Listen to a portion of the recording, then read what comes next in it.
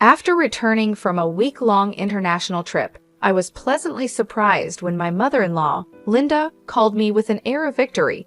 She mentioned something about a $30,000 windfall we had apparently saved. Confused, I tried to recall any recent instance where I had amassed such a sum. As a freelance jewelry designer, I do maintain a savings account for unexpected expenses, but I certainly don't keep large amounts of cash around, and my bank card was securely with me. Normally, no one else has access to withdraw such a substantial amount from my account. You gave it to me, so I took it from the sideboard drawer.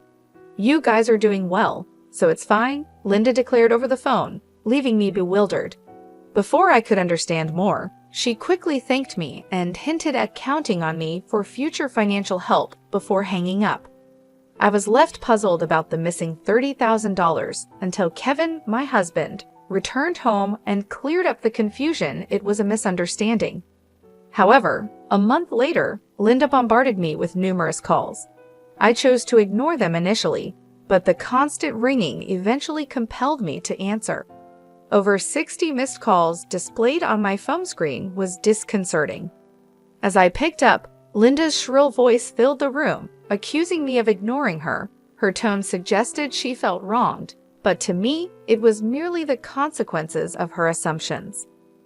My life as Mary, a 35-year, busy freelance jewelry designer wanting children but overwhelmed by work, is shared with my equally busy husband, Kevin. He originally had a corporate job, but now assists me in managing my growing design business. Early in our marriage, my designing gigs were sparse, and we largely depended on Kevin's steady income. Now, as my business flourishes, our roles and responsibilities have evolved, but so have our challenges, like dealing with unexpected family misunderstandings about money. As I neared the age of 33, my career as a jewelry designer had begun to flourish, necessitating better organization of my increasingly hectic schedule. Sensing the growing demands of my business, my husband Kevin, who was well placed in his company and on track for promotion, made a bold decision.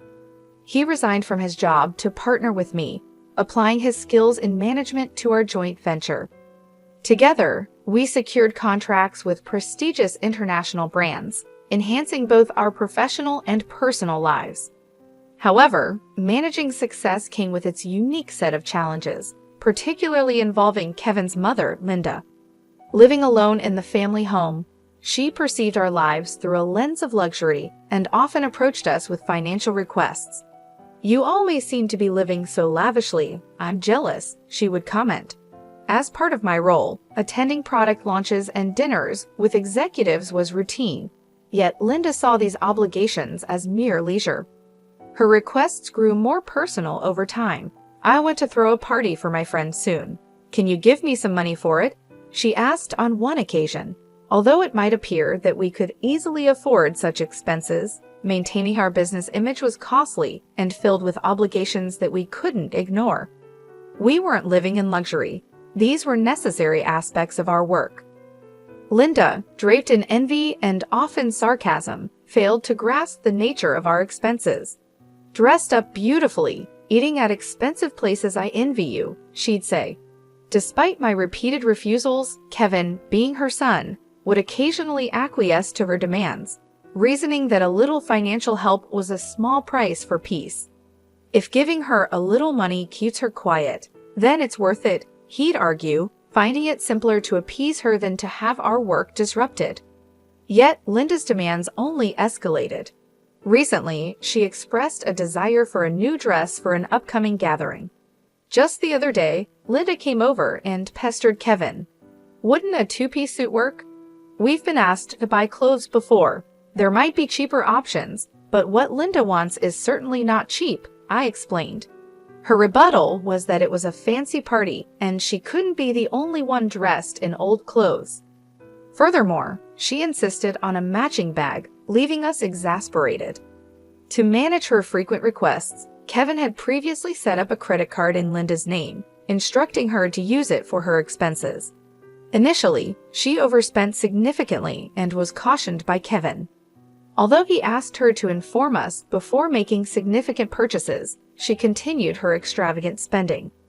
This pattern of financial demands has left both Kevin and I at our wits' end, trying to balance the delicate act of supporting family while maintaining the integrity and sustainability of our business. I discovered an exquisite ring and couldn't resist purchasing it, though I regret not informing you beforehand. Unfortunately, the bill was exorbitant. If spending is going to be this unrestrained, perhaps it's best to return the card. We simply cannot cover these costs. The credit card was in Linda's name, but Kevin was the one managing and paying the bills. Linda seemed to misunderstand the purpose of the credit card, treating it as if it were an unlimited resource. She didn't grasp that every purchase made would eventually need to be paid for, and since the money wasn't coming directly from her own pocket, she continued to use it freely. Recognizing the need to curb her spending, Kevin decided to set a spending limit on her card. This led to Linda storming into our home one day, frustrated and complaining, "What the heck? I couldn't pay for my shopping the other day. Why?" We explained that her excessive spending was straining our finances, which necessitated lowering her monthly limit. "It's still enough, right?" Kevin asked her, trying to maintain some peace. "But you two are still dressing up, going to fancy places. How is what I'm doing any different?" Linda protested, viewing our activities as purely recreational. "That's part of our job, Linda. If that's a job, then what I'm doing isn't any different. It's unfair that only you two get to have all the fun," she argued. While it's true that our work involves attending product launches and parties in luxurious venues, these are professional obligations, not leisure activities. Despite her misconceptions, setting a spending limit on Linda's credit card seemed to have calmed the situation somewhat. Occasionally, Linda would visit and air her grievances to Kevin, but overall, life proceeded without major disruptions.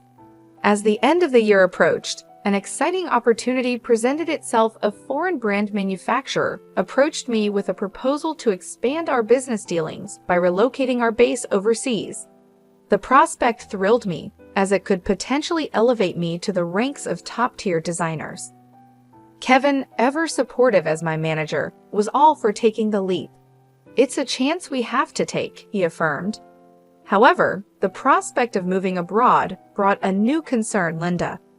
Given her past behavior, it was a legitimate worry that she might insist on joining us overseas. The idea of living internationally was appealing, yet the thought of dealing with Linda's demands in a new country was daunting. When we shared our plans to move overseas for work with Linda that weekend, she responded exactly as we predicted. "I want to come too," she declared, assuming our move would be an endless vacation. Kevin tried to clarify, "We're going there for work. It won't be leisurely life as you think." But Linda was skeptical. "You're trying to trick me. You plan to live even more lavishly there without me watching." "We're not moving there permanently. We'll come back after our work is done," I explained, trying to ease her concerns. Yet, she retorted, "You're saying that, but you're planning to leave me behind, aren't you?" Exhausted by this repetitive argument, Kevin and I were both weary. In an attempt to compromise, Kevin suggested, "Okay, we can't take you with us, but how about we pay for a week-long trip for you instead?" Linda perked up at this. "Really? Are you sure?" "We'll cover your flight and hotel, but you'll need to manage the rest," Kevin affirmed. Pleased, at least for the moment, Linda left our house half-happy. However, the peace was short-lived. A few days later, while Kevin was preoccupied with the overseas move arrangements, Linda dropped by unexpectedly.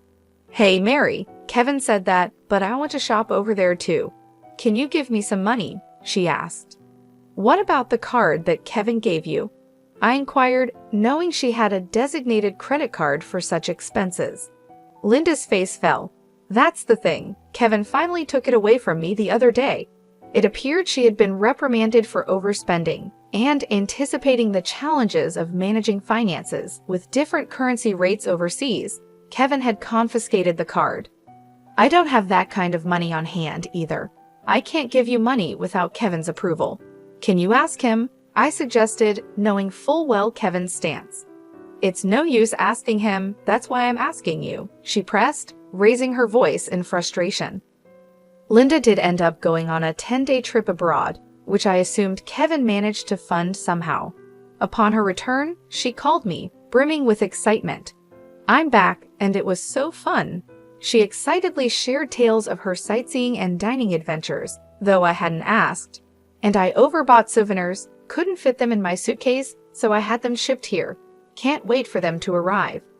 That's nice, I replied, trying to keep my tone neutral despite feeling a bit overwhelmed. Thanks to the money you saved up, I had a blast, she exclaimed. Saved up money? What are you talking about? I responded, puzzled and a bit alarmed, having no recollection of setting aside money for her splurge. I had set aside some savings specifically for business emergencies, all securely stored in my bank account. Therefore, it was baffling when Linda mentioned withdrawing a significant sum of money. You really didn't notice. You're surprisingly oblivious, she remarked. Despite her claims, I had absolutely no memory of such money. I found it in your house's sideboard drawer, she said, claiming she took $30,000. I was stunned. Why would such a large amount of cash be stashed away at home, especially not in a drawer where anyone could find it?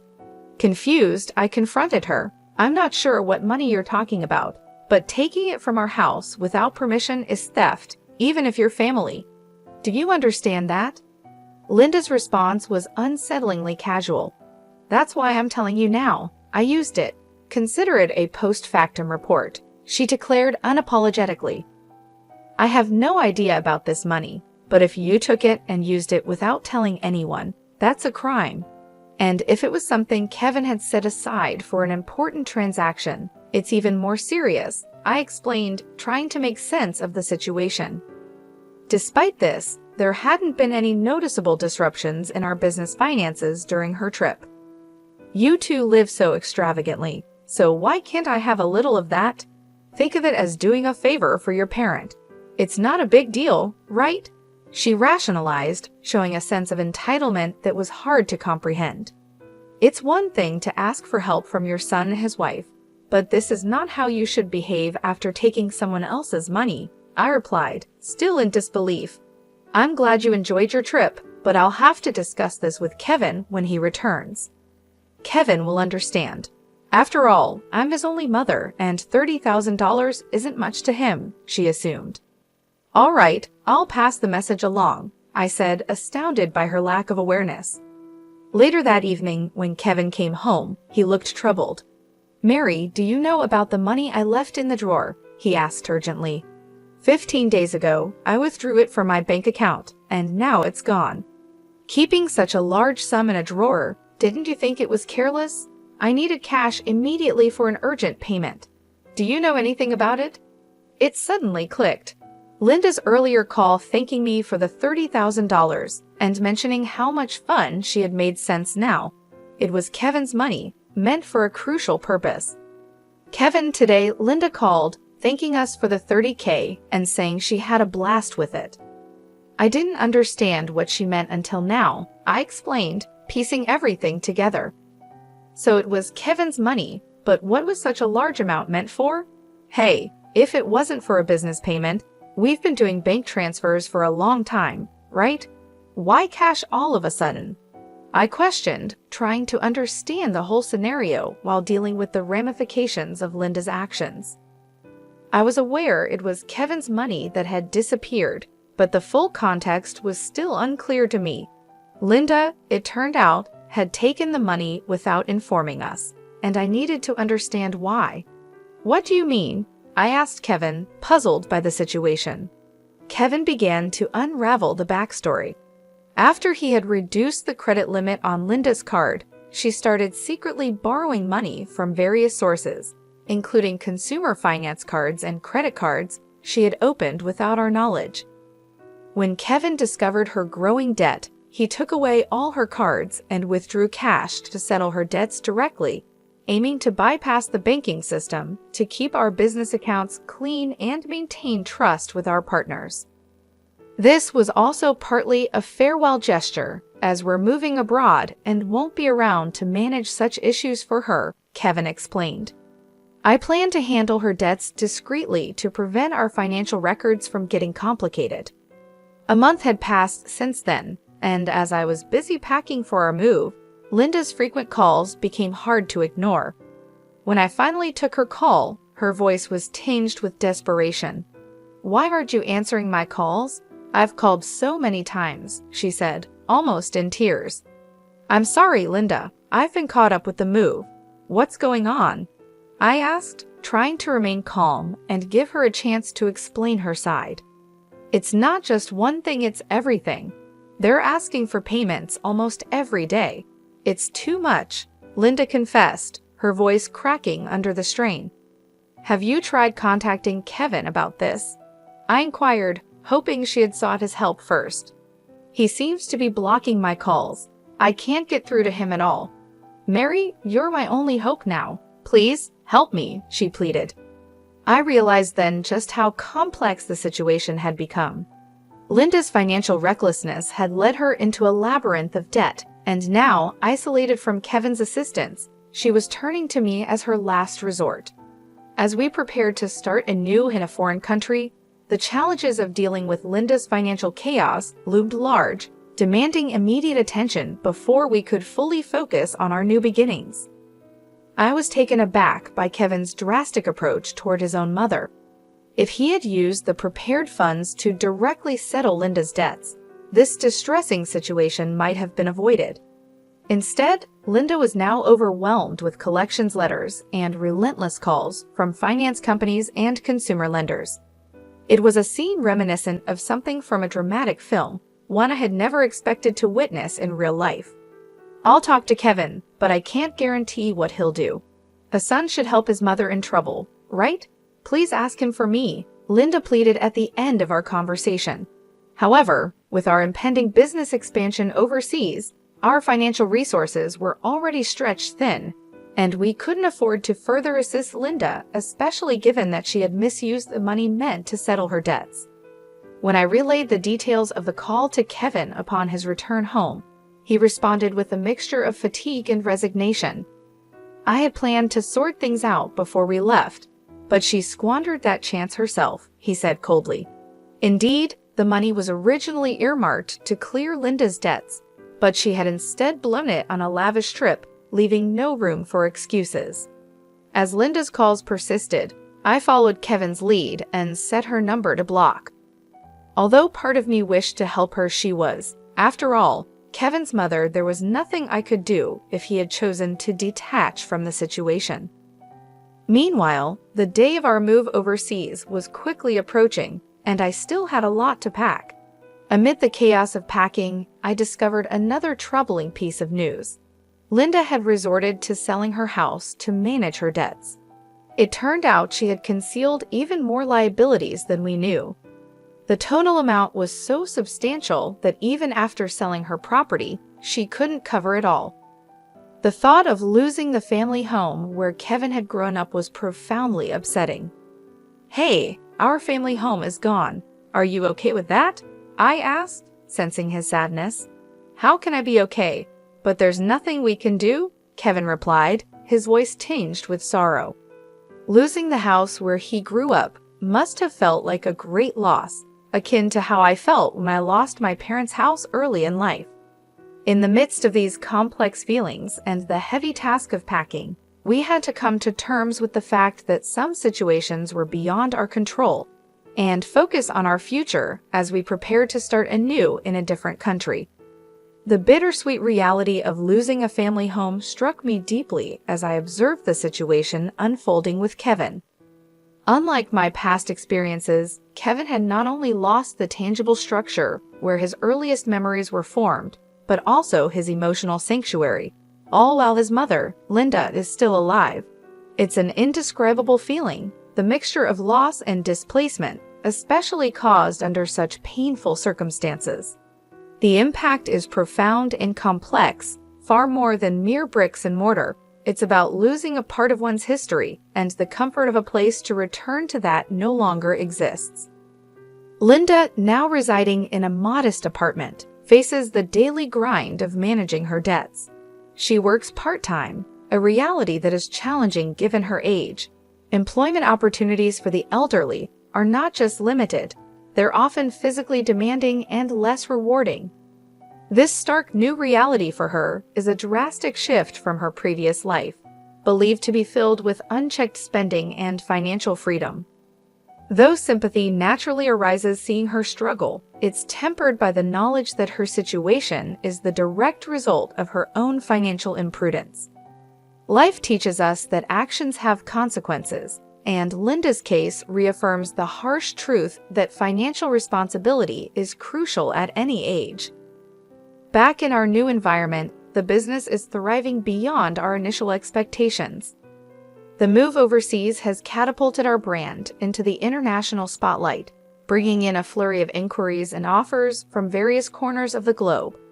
Every new email and call brings potential for expansion and collaboration, which is incredibly exciting but also immensely demanding. The success is exhilarating, however, it envelops our entire lives, leaving little room for anything else. Days blend into nights as we navigate time zones and cultural nuances, striving to make the most of this golden opportunity. Despite the professional achievements, our personal lives bear the weight of our relentless schedules. The dream of expanding our family seems more like a distant vision, something we hope to circle back to when the waves of immediate demands subside. Kevin, who juggles multiple roles from logistics to client management, feels this strain acutely. As partners in both life and business, we find ourselves pondering the future and our priorities, wondering how we can align our professional goals with our personal desires. As I look out of our apartment window, taking in the view of the foreign cityscape, the neon lights blur into the night, mirroring the blur of our daily lives. It's a view filled with promise and anonymity, a stark contrast to the familiar streets we once knew. This city, vibrant and relentless, is now our home, yet it starkly contrasts with the quiet, steady life we left behind. The complexity of our new life is exciting, but also daunting, filled with endless tasks and decisions that challenge us at every turn. Navigating this new chapter, I often find myself reflecting on Linda's situation and the broader implications of our familial and financial decisions. It's a continuous learning curve, understanding how deeply intertwined our choices are with the fabric of our lives. Each decision, each sacrifice, and each success shapes not just our immediate circumstances, but also the legacy we leave behind. As we build this new phase of our life, we remain mindful of the delicate balance between achieving success and maintaining the relationships that define who we are beyond our business achievements.